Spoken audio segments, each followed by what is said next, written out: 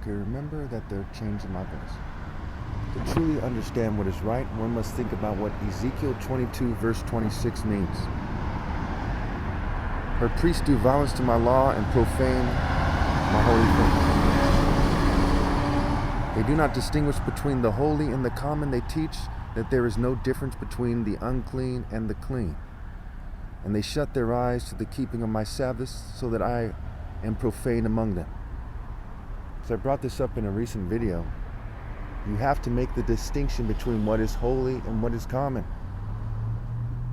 Churches are very common. Baptists, Methodists, Amish, Catholics, Orthodox, other Protestant churches. I'm not someone who goes to any church. Those groups and those ideas are common, and they're allowed by a corrupt state, who in the same chapter Ezekiel describes as having officials that are like wolves, right? All the nations of the world are part of Babylon's system, and their officials are like wolves, helping to maintain a system of unjust gain. Read Ezekiel 22 and take notes, you'll see that I'm right. I can't stress enough that you have to make that distinction.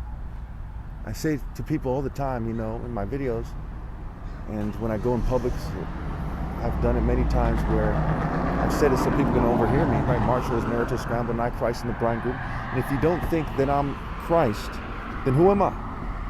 Who is the top martial artist of all time, if not Christ? The heavenly warrior defeats the beast. If the miracles aren't figurative, why is yeast being used figuratively? It says the yeast stands for the teaching of the Pharisees. Why is water being used figuratively? It says in John, by the water, he meant the Spirit. Why are the clouds being used figuratively? Why is the sword of Scripture called a sword? Why is it being used figuratively? Because that is the language of the Bible. And a common misconception is the belief that the miracles are magically literal when they're not. The Bible is a very poetic book that points to me. How do you become pure and faultless? You scramble with all your heart to be morally precise in the divine order. Anything short of that is not loving God with all your heart. Think about it.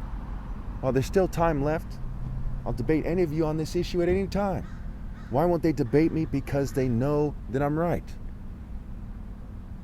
On all these Christians and so-called Christians in this country, why won't they rally to me when their churches are made aware of what's going on?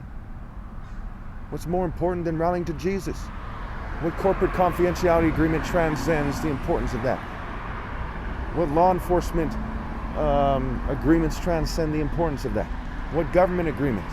What secret society agreements?